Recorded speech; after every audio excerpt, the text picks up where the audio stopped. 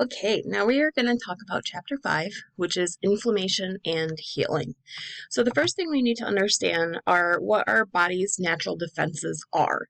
So we have first line defense, second line defense, and third line defense. So the first line defense is kind of non-specific, and this is more of a mechanical barrier. And, a lot of times you don't really think of, well, maybe you do, but you don't think of like just your whole body as a whole as being a defense mechanism, but it actually really is. So it's a mechanical barrier, and this would consist of unbroken skin, mucous membranes, and also secretions from tears and gastric juices. And so I ride horses, right? And so growing up, we used to have to do hay, etc.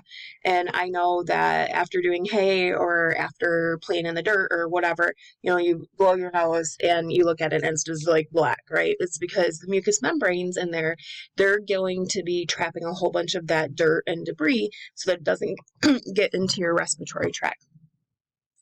Correct, with the T. Okay, so then you have your second line of defense, and this again is non-specific, and this consists more of phagocytosis and inflammation. And so we will talk about phagocytosis a little bit more, but I kind of like to call them your little Pac-Mans, right? They're going to go bloop, bloop, bloop, bloop, bloop, and they're going to be eating the debris that's coming in and, trying to invade your system. Then your third line of defense is going to be a specific defense. And this is where we produce specific antibodies or we have cell-mediated immunity. And so these are the overview of all of these things. Now, to talk more about the defense mechanisms in the body, here is a summary picture. Okay, so again, you have your pathogens and your infectious agents that are trying to get in. Your defenses are going to overcome the injury and disease. You can have your specific ones, which are going to be the immune responses, etc. And then up here are your non-specific ones, which are going to be your tears, your snot, your gastric acid, etc. So it's kind of like if you eat something that's not the best for you, you puke it up, right? So that would be one of your mechanisms, and then your skin, and then it goes from gross down to micro. So what is the physiology of inflammation? Well, inflammation is a protective mechanism and an important basic concept in pathophysiology and in science as a whole, okay? But disorders are going to be named using the ending of itis. So it's kind of like, science, I know the words can be very complex because usually they're like Latin or Greek based, right? But look for the prefixes and the suffixes because that'll help tell you a lot of things about it. So for instance, enzymes always end in ase. Well, it's the same thing where inflammatory disorders are going to be ending with itis. So the suffix is going to be itis. So inflammation is a normal defense mechanism. Your body's constantly fighting off things so that you don't get sick, right? But signs and symptoms serve as a warning that there is a problem. And the problem we can't always necessarily see. So sometimes it can be hidden within the body. And this inflammation is not the same as infection. Okay, infection, although, can cause inflammation. So infection would be more of a causation. Inflammatory would be more of like a response to, something that's, it's triggering a warning. So causes of inflammation can be direct physical damage, for instance, cuts and sprains. So I have a cut there, I have a cut there, I don't know, I get cut all the time. Or sprains. So I tend to sprain my ankle a lot. It's so much fun, right? So that would be like a direct physical damage. Then you have caustic chemicals, for instance, acid or drain cleaners. And so I used to run a chemical stockroom, and so I would always get chemical burns and they hurt. But this would be, just like a benign one that you can think of is, if you have like a paper cut and you're cutting lemons or even tomatoes, that's like a highly acidic fruit. And so that can start to sting, right? So that would be an acid. Drain cleaners, if you ever get like Drano on your hands, don't, if you can try to not to, but it turns kind of slimy, and that would be more of a caustic or a basic burn. And, so obviously don't do those on purpose. Obviously, you guys are smart enough not to do that. But those would be some examples of caustic burns. You can also have ischemia or infarction, allergic reactions, responses to extreme heat or cold, and also the introduction of foreign bodies such as splinters or glass that can get stuck into your skin, etc. Or this can also be with infection. So let's talk about those steps of inflammation. Well, the first one is that we are going to release bradykinin from injured cells. And then this is going to activate pain receptors that are going to be triggered by that bradykinin signal. Then these mast cells and basophils are going to release histamine. Then we have capillaries that are going to dilate or get bigger due to the bradykinin and histamine interactions. Then this is going to cause increased blood flow and capillary permeability. So I'm going to stop here for a second. So capillary dilation, I always kind of think of this as like capillaries as like a hose. Okay, so dilating is getting bigger, getting smaller is obviously getting smaller. So if you think of like a hose that's going to get bigger, well, what's going to happen? You can increase the amount of water or blood that's going through that, right? So the dilation is going to be able to cause an increase in blood flow. And so that's going to become important as we're getting the chemical signals there and trying to take, the bad guys out. Since we broke that first line of defense of the skin, then bacteria can enter into the tissue. And then neutrophils and monocytes are going to be recruited to that site of injury to help fight off the infection that potentially could come. And then those neutrophils are going to do that Pac-Man thing, and they're going to phagocytize the bacteria. And then these macrophages can leave the bloodstream for phagocytosis of microbes. So basically, you get a chemical recruiting signal, and then you go in there and you start taking care of the debris or the injury, the insult, and it's all through this very carefully orchestrated process of inflammation. So we have acute inflammation. So remember, this is the rapid onset one. And so this is the process of inflammation. It's going to be the same regardless of the cause. So your body has like more of a regulated response to inflammation, be acute or chronic. But the timing is going to vary depending on the specific cause. And so the chemical mediators that can affect the blood vessels and nerves in the damaged area are going to cause the vasodilation or the dilation of the vessels, right? Hyperemia, an increase in capillary permeability, and also it can cause a chemotaxis to attract the cells of the immune system. And so again, go for those root words, okay? So chemo means chemical.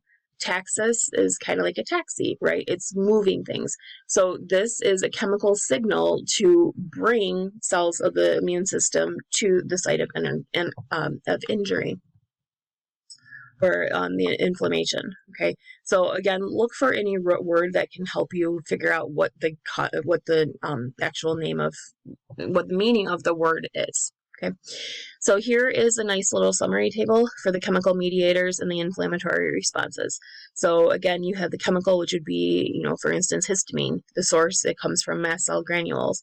And then the action is that it's going to be immediate vasodilation or getting bigger of those capillary beds to increase permeability and form an exudate, something that can seep out, right?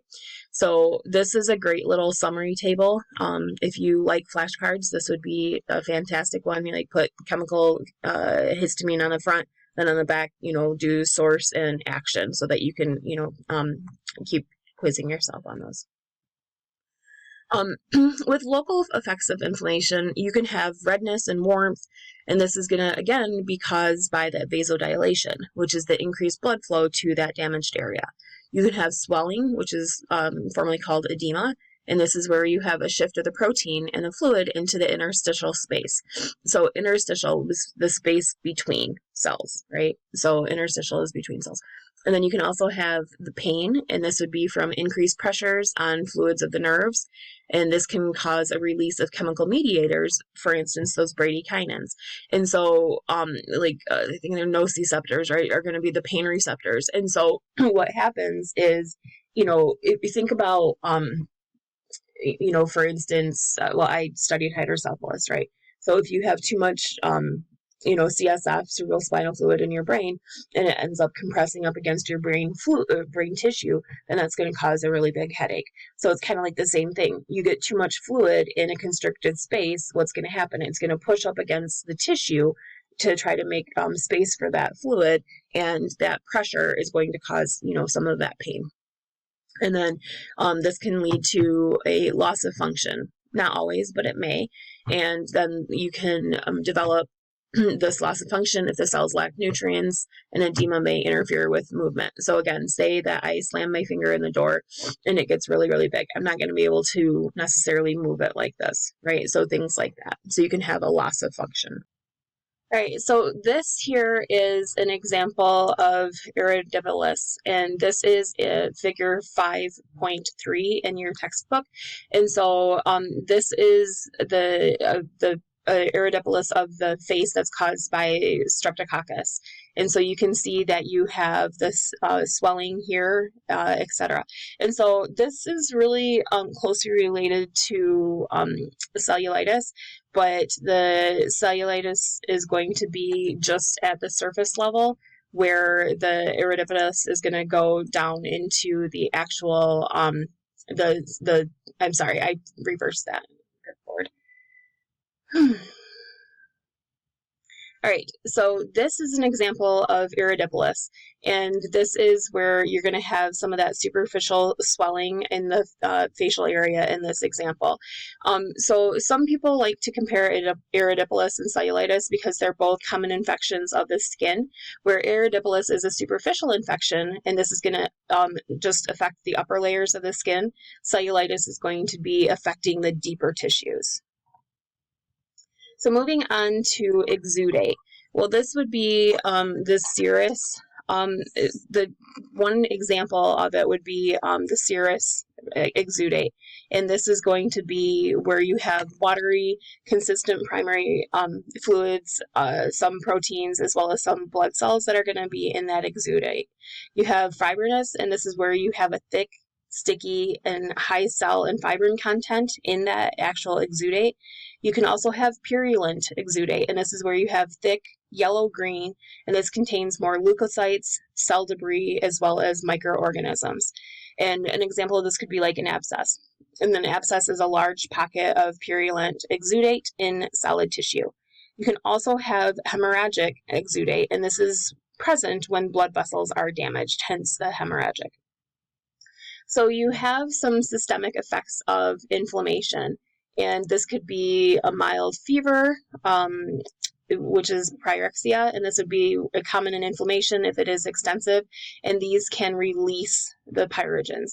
You have the feeling of malaise, and this would be where you're just kind of feeling unwell. You can also have fatigue, headache, and anorexia, meaning that you don't feel well enough to eat. Then we are going to talk about now the course of the fever and how it actually progresses through your body. So this is going to be figure 5.4 in your book, and this would be the course of the fever. And so basically down here you have your normal homeostatic level, and up here you have the fever. And so this is where you have the release of pyrogens that occurs in the circulation. And then the key, and this is bigger in your book, and I'm looking at the books if you see me looking off screen. So the yellow is going to be the temperature control center, which is going to be in your hypothalamus, where the pink here is going to be the body temperature. And so step one is that you have the release of pyrogens that occurs and it releases into the circulation. Then up here you have the reset of the hypothalamic control, and this goes to like the high setting. So it's like, oh, Houston, we have a problem. And then step 3 here is going to be that the body is going to respond to the increase in body temperature, and this can cause shivers or chills, vasoconstriction in the skin, which can cause that pallor or that like kind of white coloring, right? So because you're constricting it, so you're taking the blood away from the surface, right? Increased BMR, which is the basal metabolic rate, increased heart rate, as well as it can cause curling up of the body, right? Step 4 up here would be that the body reaches the new high temperature and you are going to start feeling warm. And then the step 5 here is the treatment to remove the pyrogen, and then you're going to reset that hypothalamic control to normal, and then your body response is going to is a response that increases to heat loss, and this includes vasodilation and sweating, lethargy, and you are gonna like extend the body. And then step 8 here would be that your body is going to return to your normal temperature. You also have changes in the blood that can occur with inflammation. And so this is going to be a nice little summary table. And this is table 5.3. So your leukocytosis is going to cause an increased number of white blood cells that are going to be in the blood, especially with those neutrophils. You can have differential counts that are going to change. And so this would be a proportion of each type of white blood cell is going to be altered depending on the cause. You can have plasma proteins, and this is where you have increased fibrogen and prothrombin. You have C-reactive protein, and this is a protein that's not normally in the blood, but it does appear after acute inflammation and necrosis, and this occurs within 24 to 48 hours. You can have an increased ESR, and this would be elevated plasma proteins that are going to increase the rate at which the red blood cells settle in a sample. And then finally, you can have cell enzymes that are going to be present, and these are released from those necrotic and dying cells, and they're going to enter into the tissue fluids and blood, and they may indicate the site of inflammation. So here is going to be the course of inflammation and healing, and this is figure 5.5 in your book. So up here you have the tissue injury, and that's going to cause the acute inflammation. And then the acute inflammation is going to cause a release of chemical mediators. And those chemical mediators are named histamine, the kinins, and the prostaglandins. And then over here, that can cause a vasodilation and increased blood flow, which causes the red and hot feeling. It can also cause increased capillary permeability, which is going to cause that edema and pain. This can also increase chemotaxis, and this is where we have the white blood cells that are being recruited to that area. And then you also have the irritation of the nerve endings, and that's what causes your pain, your nociceptors to be activated. So with the increased capillary permeability, this is going to cause clots and fibrin mesh walls of the area to form. And then also those chemotaxis, which is going to be recruiting those white blood cells to the area of injury, this is going to cause the phagocytosis. And remember, those are those Pac-Man guys. And this is going to remove the cause of the irritation and inflammation, as well as any cellular debris that's there. So these coming together are going to cause the preparation of your body to heal. So if this injury persists, then it can turn into chronic inflammation and restart this whole process, and it can be cyclical. And therefore, it can cause scar tissue or fibrosis to occur if it's chronic. If, on the other hand, you are healing, then sometimes you can still get scar tissue, of course. You can also have regeneration of tissue, and this would be the replacement by the same type of a cell, or you can have a resolution, and this is where the damage is recovered. Okay. All right. So some diagnostic tests would be leukocytosis, and this would be to be trying to figure out the increased blood cell count in the blood. You can have erythrocyte sedimentation rate, and this would be where it's elevated. And then you can have the differential count, and this is going to help distinguish between the bacterial and the viral infections so that we can treat appropriately. You can also have circulating plasma proteins. You can have this cause cell enzymes to be present, where those isosomes may be elevated, and this can also cause necrosis or the cell death. So potential complications get an infection, okay? And this is where the microorganisms can more easily penetrate the swollen or the edematous tissue. And some microbes can resist phagocytosis. And the inflammatory exudate can also provide an excellent medium for microorganisms. Okay? You can also have skeletal muscle spasms, and this may be initiated by the inflammation, and this is a protective response to pain. Specifically talking about chronic inflammation, this is going to follow an acute episode of inflammation. And this is going to cause less swelling and exudate because it's long-term, so it's not like, warning, warning, warning. It's like, we're still dealing with this. We're still dealing with this, okay? You're also going to have the presence of more lymphocytes, macrophages, and fibroblasts, and we are going to have continued tissue destruction.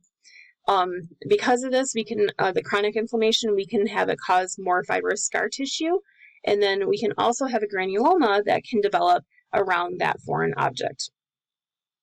Potential complications of this could be that deep ulcers may result from severe or prolonged inflammation. And these are caused by the necrosis and the lack of cell regeneration that causes the erosion or the disruption to the tissue. And this can lead to complications such as perforation of the viscera, which of course is not going to be that good. And this can also cause extensive scar tissue formation. The treatment of inflammation would be using acetylsalicylic acid, which is ACA. And as an example, the most common one, or actually acetylsalicylic acid, is aspirin. You can also use acetaminophen, and this commonly is known as Tylenol.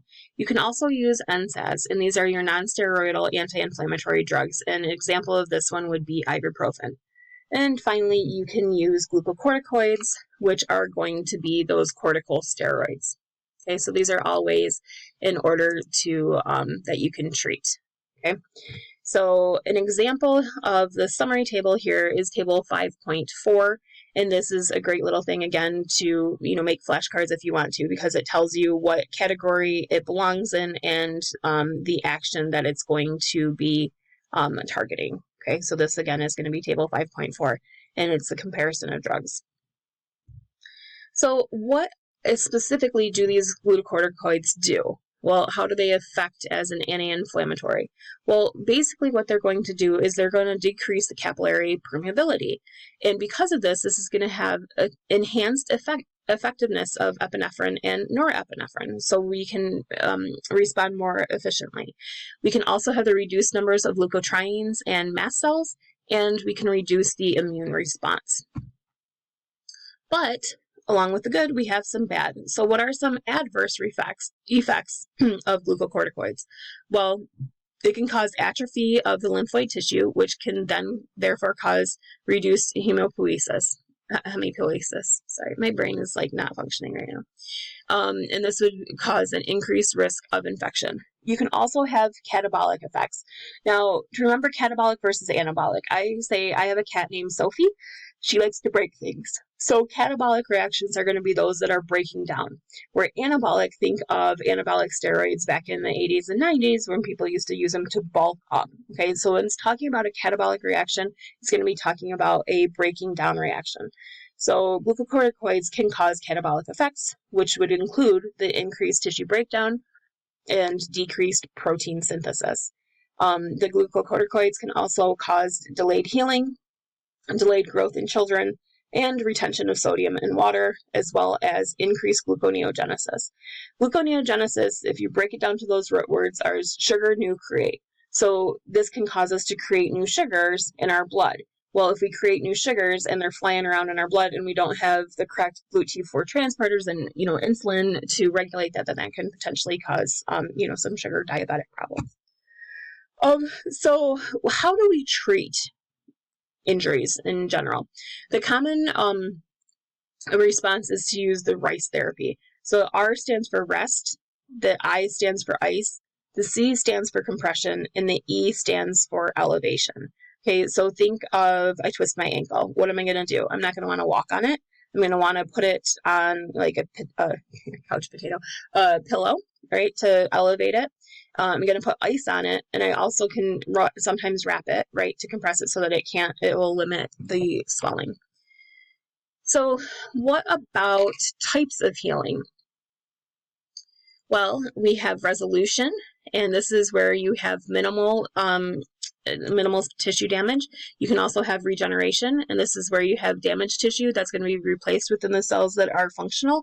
Then you can also have replacement, and this would be the functional tissue that's replaced by the scar tissue. This can sometimes cause a loss of function. Okay, so the healing process, this is the healing of the incised wound by the first intention, and this is figure 5.6. And so we have the injury and inflammation that's going to occur right here, and this is where a scab's going to start to be formed. You're going to have a suture that's going to hold those edges together, and you're going to have the blood clot that's going to form, and you're going to have the neutrophils as well as the inflammation that's going to occur. Then you're going to have the step 2, which is going to be the granulization and of the tissue and the epithelial growth. I'm looking at my textbook that's up there if you're wondering why I keep looking above my screen. And so this is going to cause the epithelial regeneration as well as the inflammation. You're going to have the recruitment of those macrophages to clean up the mess, the fibroblasts to start building that scaffolding to cause the healing. Then you're also going to have the granulation of tissue that's going to begin to form, as well as new capillaries to feed that new area. And then in step 3, you're going to have the small scar that is going to remain. So that was the healing of the incised wound by the first intention. This would be healing by the second intention. And so this would be the healing and inflammation. You're going to have that scab that's going to form. It's a lot bigger. You can have a blood clot that's going to form, which again is going to be the bigger because it's bigger. And then you're going to have the inflammation as well. Then in step 2, you have the granulization of the epithelial cells. And then you have the epithelial regeneration, the inflammation of macrophages, granulation of the tissues, as well as the collagen, as well as the new capillaries form. So they're very similar, it's just on a bigger scale. And then down here in step 3, you're going to have a large scar that's going to remain, and that fibrous tissue is going to continue to form. And again, that scar is going to be bigger and deeper. So what is the big deal about scars? Well, we're going to have a loss of function, potentially, and this can result from the loss of normal cells and specialized structures. And examples of this could be like hair follicles, your nerves, and your receptors. If you have like a scar on your hairline, your hair's not going to be regrowing, right? If you sever a nerve, the nerve doesn't regrow. So that's what this one's talking about. You can also have contractures and obstructions, and this is because scar tissue is not elastic. It doesn't stretch as well as your regular skin does. And because of this, it can restrict your range of movement. You can also have adhesions, and these are where we have bands of scar tissue that's going to join two surfaces that are normally separated. You can have hypertrophic scar tissue, and this is where we have an overgrowth of fibrous tissue, and this is going to potentially lead to hard ridges of scar tissue or keloid formations, which are going to be they're going to be more like the white raised scars that you see. You can also have ulceration, and this is where the blood supply may be impaired around the scar, and this can result in further tissue breakdown and ulceration at a future time. So here is some examples of the complications that can occur with scar tissue. And you can see that this one is going to have a very raised keloid scar. And so this is in figure 5.9. And this is going to be, again, the example of scar tissue that may shrink and distort some facial features in time. So you can see that that's a pretty significant scarring that's occurring, and more than likely that area is not going to be able to open and bend and move as well as it would have if there wasn't the scar there. You can also have, this is an example of a more prominent raised keloid, and you can see that it is very raised, and it looks like a tissue growth, because I mean it is a growth of tissue above that area, and that can also cause a lot of complications as far as movement and function can occur. Okay. So what about burns? Well, we can have different types of burns and causes of burns. You can have thermal burns, which is caused by flames and hot fluids, etc. One of my favorite stories of me to tell is one day I was making my mom dinner and I was wondering why my corn was not cooking. So I touched the burner. And of course, I had the corn on a burner that didn't work. And when I touched the other burner, it was like red hot, and I burned my hand. Like I should have gone to the hospital. It was pretty bad, but I didn't. And surprisingly, I don't really have any scars. But anyway, that would be like the thermal ones that can be caused by flames or hot fluids. You can have chemical burns, radiation burns, burns from electricity, from light, as well as from friction. So you can have a couple different classifications of these burns, and this would be the superficial partial thickness, which would be your first degree burns, and this involves the epidermis or parts of the dermis, and they are little and they really don't form blisters, and if they do, it's going to be a very small blister. You can have deep partial thickness burns, and these would be your second degree burns, and these would be from the epidermis, or affect the epidermis as well as part of the dermis, and you will have some blister formation that does occur. You can also have full thickness, which is going to be third and fourth degree burns, and this causes a destruction of all skin layers, and it also usually affects underlying tissues. Okay, so those are pretty severe. So classifications, again, superficial would be just, redness and, possibly a little puckering, but not really. Partial thickness, you will have a blister, where the full thickness burn is going to go very deep and affect multiple different layers of your dermis. And I'm trying to find this picture. Oh, there it is. It's figure 5.10. And so this is just the depth of burn and the extent of the involvement. This would be an example of the partial thickness burn, and this is figure 5.11. And so what you want to note here is that you do have the presentation of blisters on the surface of the skin. You can also have the deep partial thickness, and then what we want to note is the edema, or the swelling that's occurring as well in that tissue. And you can also have full thickness burn, and what we want to note here is the dark color from the extreme damage that can occur. So what happens and what are the effects of burn injury? Well, there are both local and systemic effects. Specifically, it can cause dehydration and edema, or that swelling like we saw in the previous pictures. It can cause shock to your system. It can cause respiratory problems. It can cause pain, infection, and hypermetabolism during the healing period after the burn occurs. So how do we assess our burns? Well, this is our rule of thumb. We use the rule of nines, and this is figure 5.12 in your book. And so your body surface area is the BSA. That's going to be the abbreviation that we use. And so what we're going to do is you're going to add up any amount of this that is going to be affected, and you're going to total it up. So your head is worth 9%, your arms are worth 18%, your trunk of your body is worth 36%, your perineum is worth 1%, your two legs is 36%, and it's broken down a little bit more so that we can see that our total would be 100%. And so so we need to be able to assess and use this so that we can figure out how severe that burn is. Okay. This would be an example of some more burns, and so this would be figure 5.14 in your book, and this over here is going to be, or both of them are actually going to be showing infections of a burn wound, and the 1A over here is going to be the purulent exudate. And what we're going to do is we can culture that to make sure that we can identify the microbes that are growing in there and make sure that we treat that as well so that we don't get a huge systemic infection on top of the burn. And then B over here has like a blue-green color, and this indicates that there is an infection by Pseudomonas aeruginosa. And so you can see by culturing and just looking at the observation of the different types of burns that we can make sure that we're treating them appropriately. Well, how do burns heal? Well, we have that hypermetabolism, which we talked about, and it's going to occur during the healing period. And this isn't necessarily a bad thing because it's going to bring things to the area that we need to make it fix and repair itself. We also need to immediately cover a clean wound so that we can try to prevent those infections like we saw in the previous slides.